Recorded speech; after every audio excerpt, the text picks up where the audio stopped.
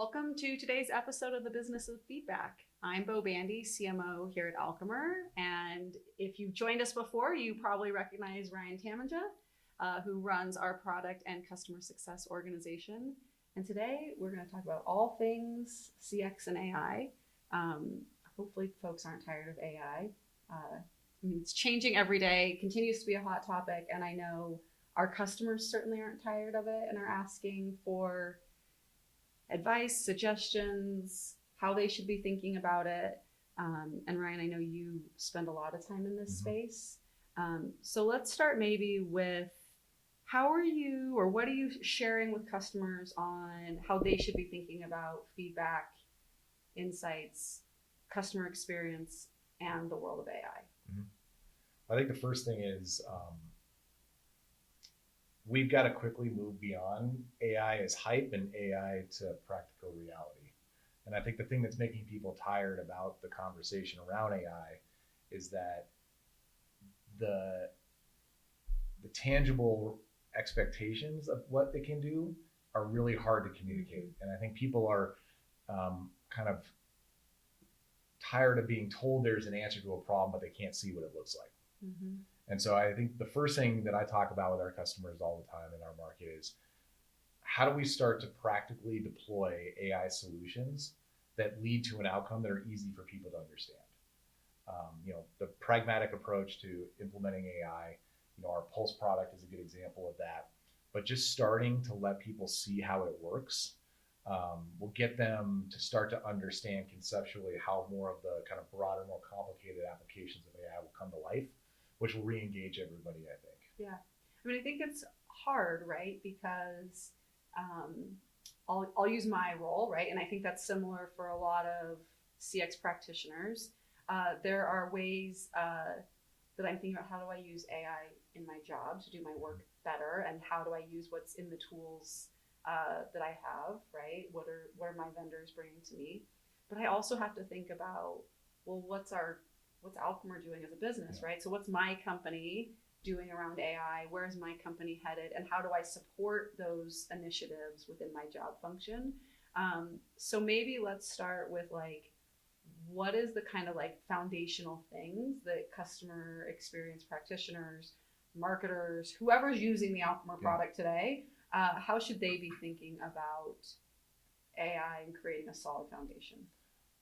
I think the great thing about the way AI is built foundationally, just on any platform, is it all starts with the data, right? If you don't understand how your data integrates and works as a landscape within your organization, AI is going to be hard to deploy. And so the great news is we've been spending the last 5 years here at Alchemer helping our customers figure out easier ways to integrate feedback data back into their business operation systems, taking metadata out of those systems and applying it to something as simple as a survey response to understand who you are, where you're from, what you bought, any of the types of things that characterize a customer interaction. By building this network of data and figuring out how it all works together, it fundamentally sets the foundation for how AI will work. And so when someone asks me where to start, I always start with, how do you know a customer between system A and system B in Alchemer? Because what you need to figure out is how you leverage these integration capabilities to start to put those unique flags, whether it's a CID in Salesforce or an employee ID out of Workday, whatever it ends up being, you've got to start to build the fabric together. Because once you have that fabric, and it's the same fabric you would use if you were building a data analytics strategy, all of that becomes usable and even more valuable once you apply AI on top of it. Yeah. I mean, I think that's so interesting, right? Because feedback is data. And what you're saying is, how do we connect that back into all of our other data? Because then AI can look at it to tell one story. And it seems like maybe AI is making that even easier. But maybe give us an example of, with real systems, what this might look like. Yeah, I mean, I think the easiest one is, everybody generally uses a CRM of some brand. So Salesforce, HubSpot, right. Sugar, whatever, Exactly. You name it. All of that CRMs are built to be a management system of customer information and how they engage with purchasing cycles within your business. Alchemer, for example, is not that. No. We want to know what was your experience with Yeah. the things that you're managing through those different systems. Now, both of those data sets together are unbelievably valuable when you bring them together, because you could have closed won something, but the customer had a terrible buying cycle, but they bought it because they needed it. So let's say, you're buying a car, right? That's one thing that some people love to do. Most people think it's kind of challenging. It's necessary though. You have to get places. Yeah. In my Salesforce system, it's going to show that I went and purchased a vehicle. So hooray for us, we won. But if you ask the individual who bought the car, what was your experience with buying that car? Right. My NPS on that is real low. Right. Let's be clear. Yeah. So although you had a positive financial outcome, Yep. you didn't really have a positive customer experience. And so by blending those two data sets together, you start to understand how to drive more sales, because I would assume that if you do a better job selling and providing that better experience, it will lead to more people buying from your dealership. But in order to do that though, I have to be able to tie the customer who bought the vehicle on the record in Salesforce to the feedback they provided via an NPS survey, or maybe it was a post-sale satisfaction survey, whatever ends up happening. You need to be able to know that Ryan said this about this outcome. Yep. And when you do that at scale, you start to make improvements in the business. And so, what I would do if that's my end game is look at how do I bring information about Ryan over to Alchemer, so that when I send Ryan the survey, I understand what dealer he bought the car from, the cars he looked at, the car he ended up purchasing. Did he buy any add-ons like warranties? Did he finance? Did he not finance? And that way, when I get the response, I know everything about the nature of that transaction. And so when I start to use AI later in the road about go mine all of my data and find everyone who looks like Ryan, who bought a warranty, who bought an F-150 and was not happy, what are the 5 things that I need to improve? You can quickly move between those two data sets fluidly, because the information that ties Ryan between the systems is already there. Okay, so you just gave us a great example. It sounds really easy, but is it easy to connect your feedback data and Salesforce? Yes.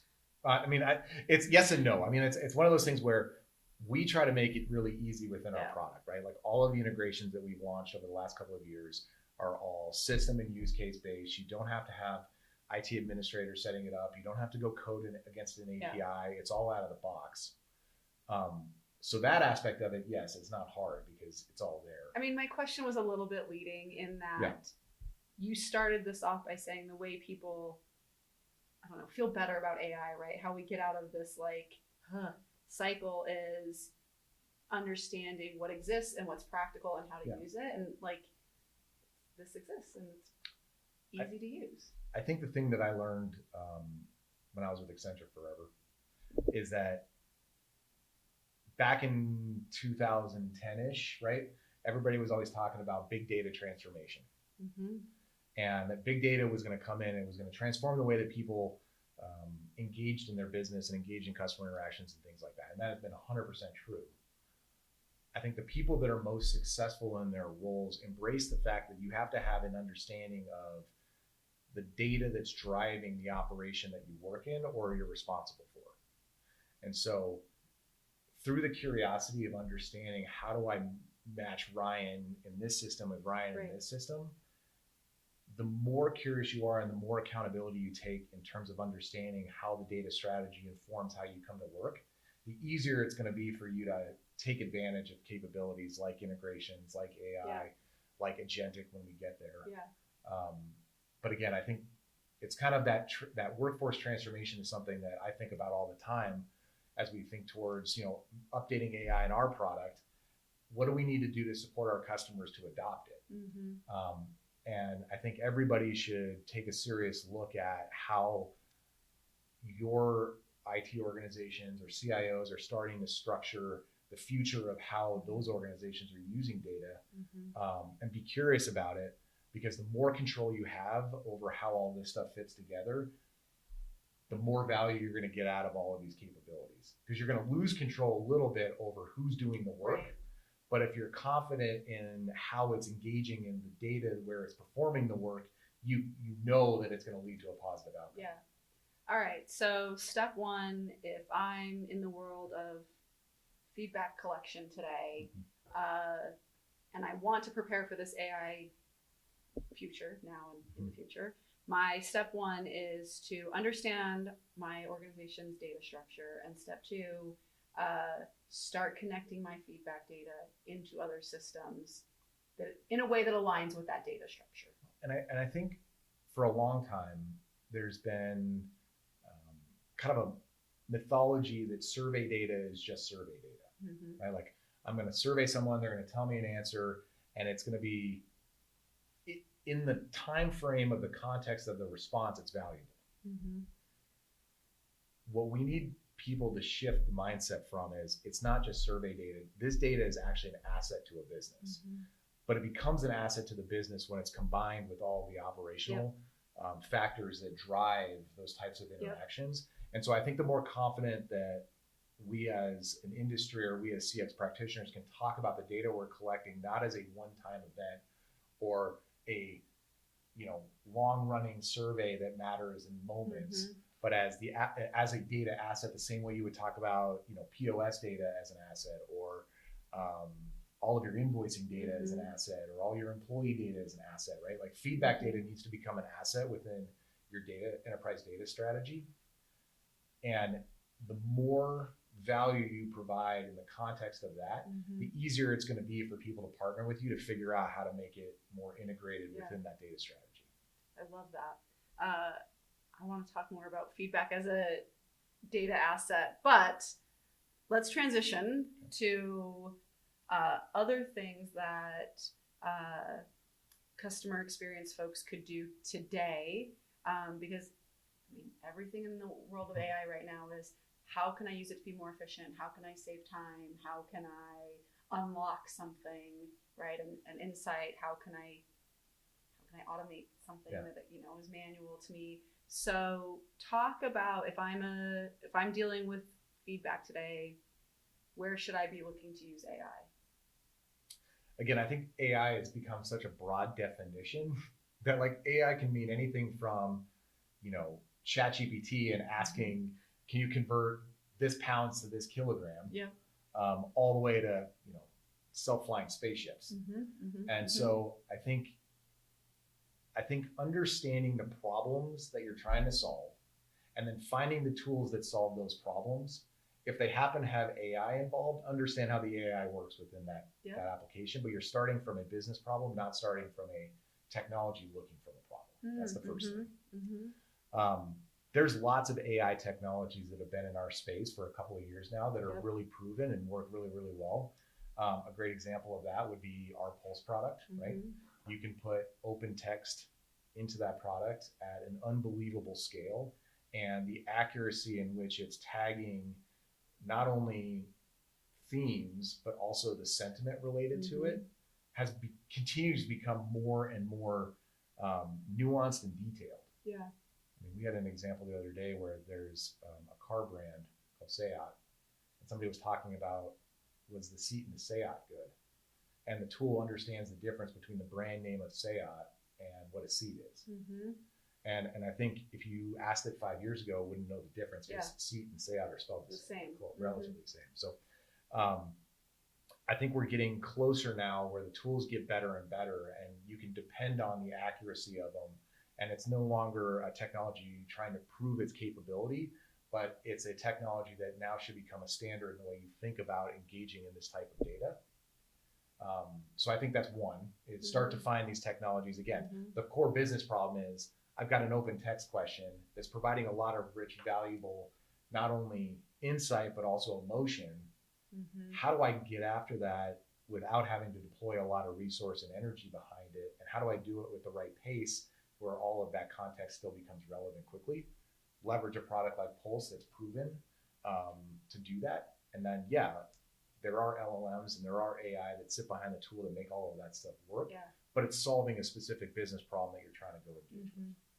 I mean, I think you're talking about it a little bit from the context of I have all this open text, I don't know, it's hard to analyze, and we know our customers have struggled with that for a long time. I actually think it's such an unlock for our customers that have always avoided open text, right? Because like, yes, you're collecting it, it takes you a long time, but you have it.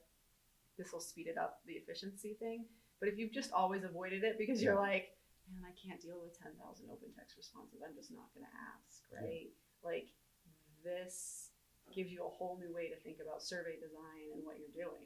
It's kind of changing the paradigm of constraint, right? Like,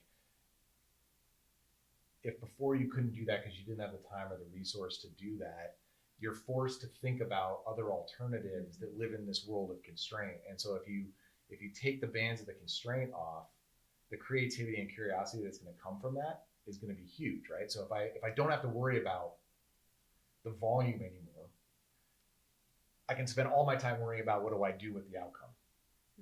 And if all I'm doing is spending all of my time worried about what am I going to do with the data that's been categorized in a really efficient way, that's easy for me to digest and easy for me to deploy plans against, it's going to change the culture of the way that your team engages with this type of data. So back to becoming data as an asset, right? If your asset becomes constrained, you make decisions out of that constraint that aren't necessarily great, right? So if you've only got one granola bar left while you're hiking through the forest, you know, like what you do is going to change the way you think about things because you've only got one granola bar.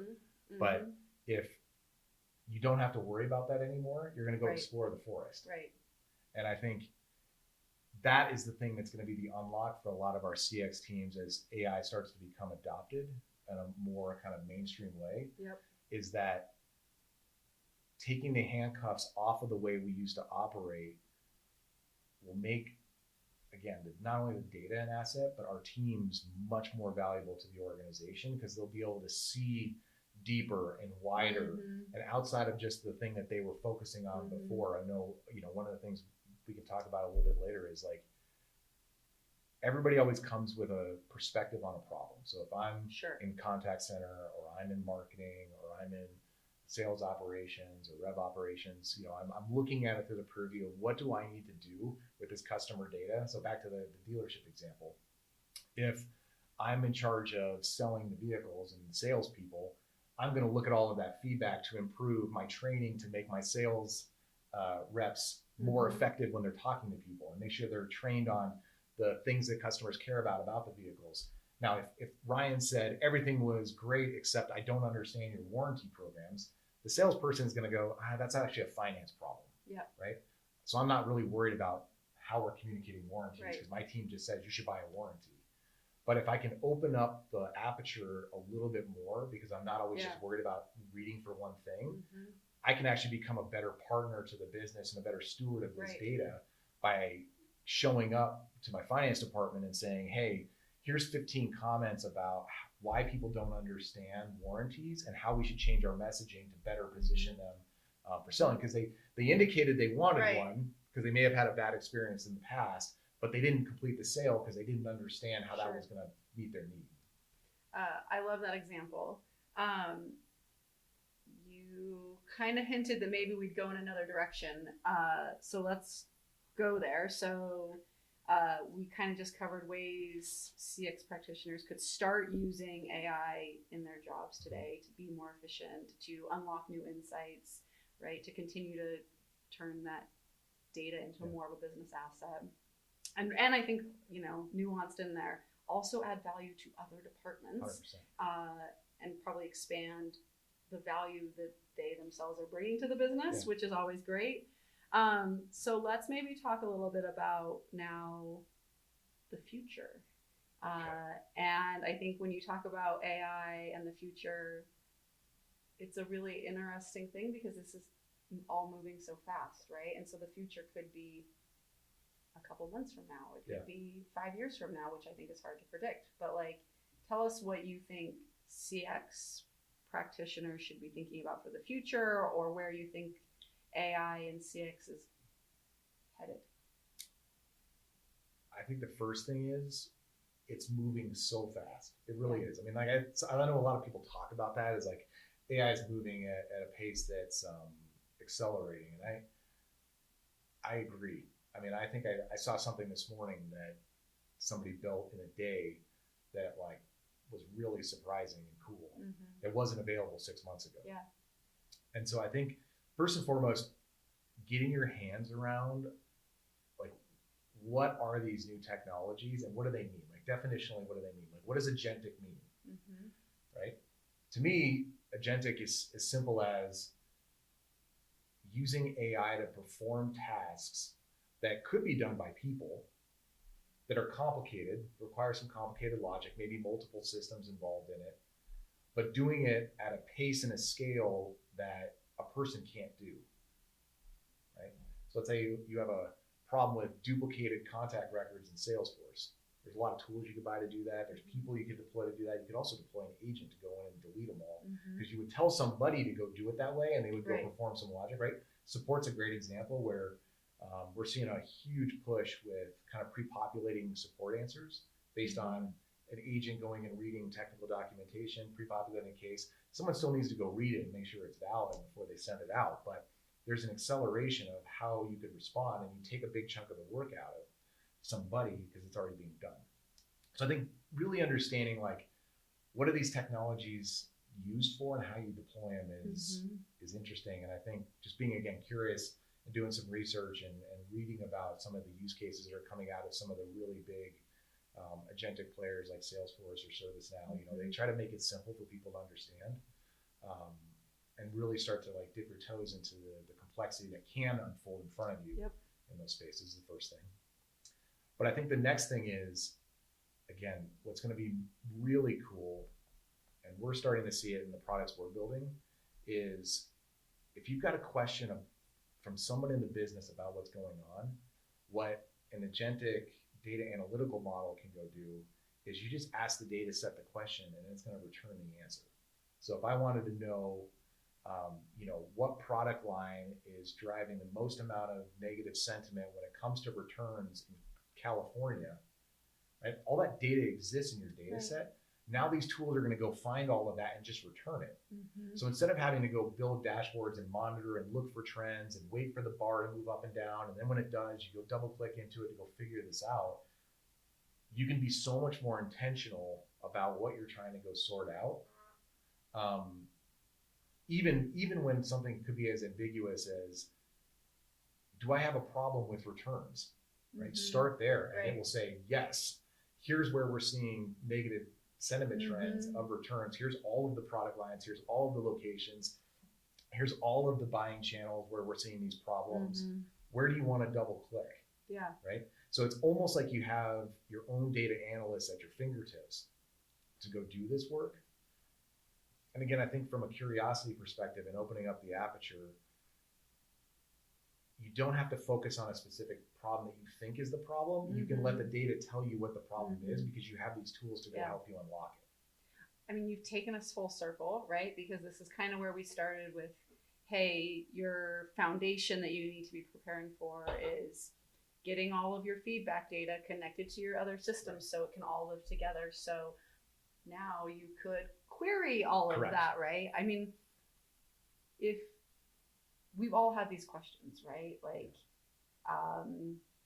why do we see less leads coming out of Alabama at a certain time of year? Oh, everyone's on spring break. I don't know, right? But like being able to like wonder and actually get an answer that we can be confident in and do it quickly, I think is just amazing.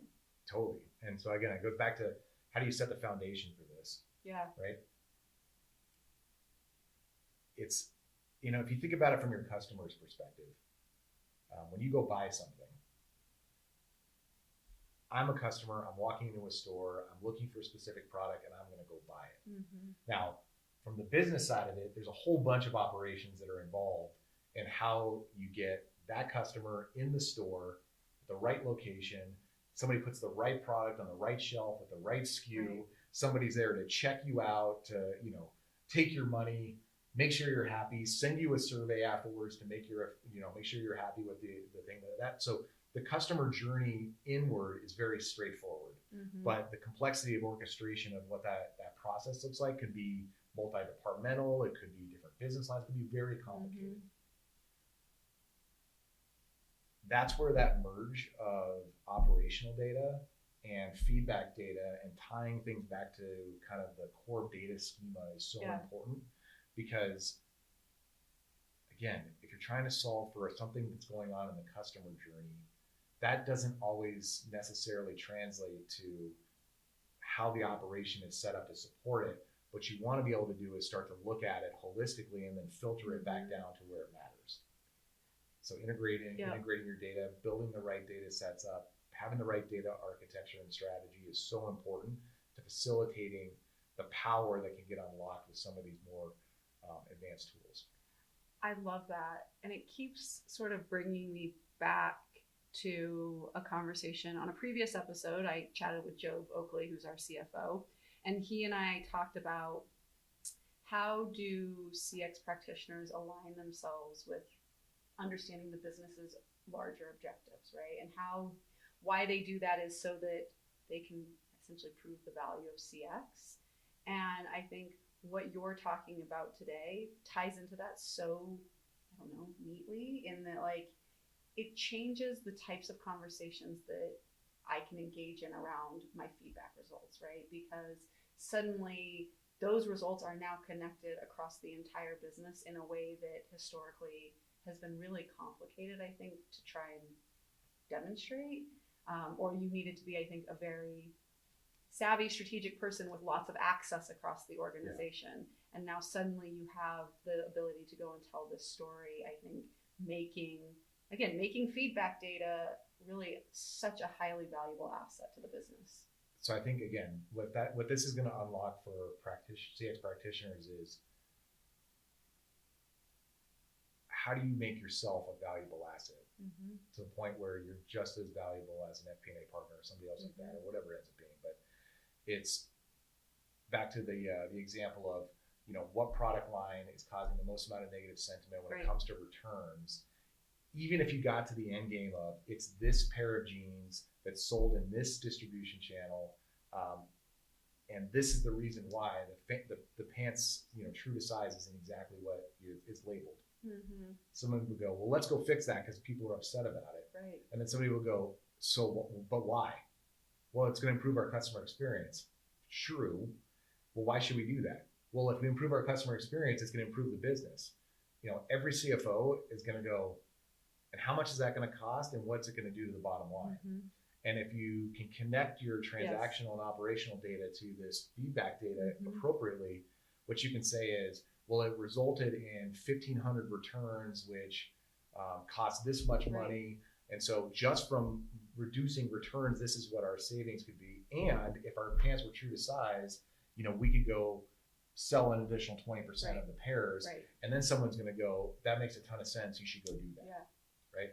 I mean, that's a great example of how you use it to sort of, in a maybe cost savings mode. I love what it might unlock from an opportunity and growth standpoint, right? Like if suddenly I could see that, like, wow, I don't know, Chili's is top of mind for me for some reason, right? But everybody that comes into Chili's that happened to order this new appetizer leaves much higher like NPS scores and satisfaction scores on their survey. Well, we should really go promote this appetizer, right? So from a marketing standpoint, like I'm going to change my Q4 campaign now because whatever the Southwest egg rolls, I don't even know if it's been a while. Hopefully that's still on the menu. But when you order the Southwest egg rolls, you're a much happier customer, right? Like there's an opportunity for me to go influence the business.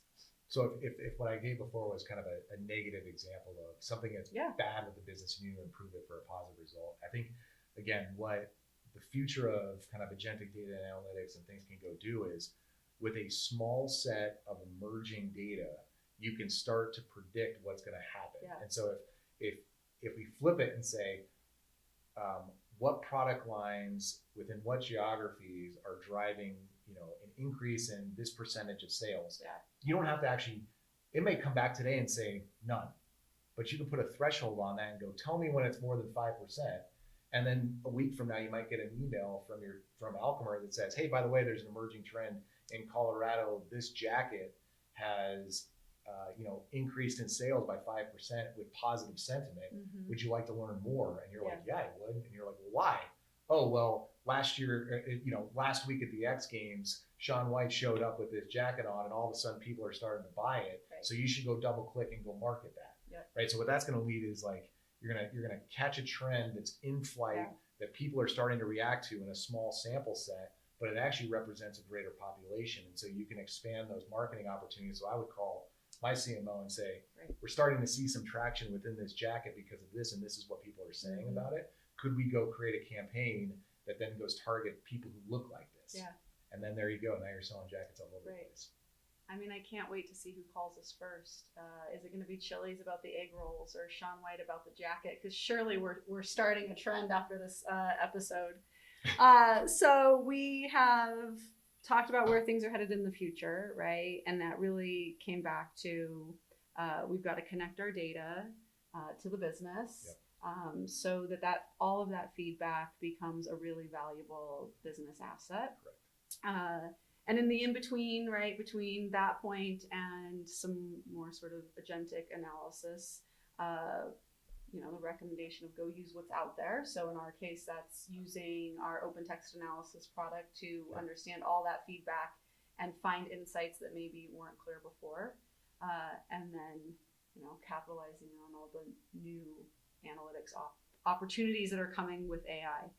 Did I miss anything? I feel like we covered a lot. I think the only thing I would add is, this future is inevitable. And so, the more you embrace understanding it, the easier it's going to be to adopt. And I think, for the leaders out there who are leading teams of people that are going to be leveraging these technologies, there's the product capability and what it's going to do for you. And then there's always also the workforce transformation that's needing to take place. So starting to think about what do you do with your teams in this new world, and how do you position them with the right skills, with the right capabilities. I mean, for us, right, we're going to keep building this stuff into our product in a way that's easy to adopt, easy to get involved with, make the power of the technology kind of behind the scenes so it's accessible. But it doesn't necessarily mean that there isn't any change that's going to happen in your teams in their day-to-day. Yeah. Right? Again, the mindset shift of, well, now I'm going to build a constrained survey so I can understand the results versus I can be more open-ended because I can get at the data more.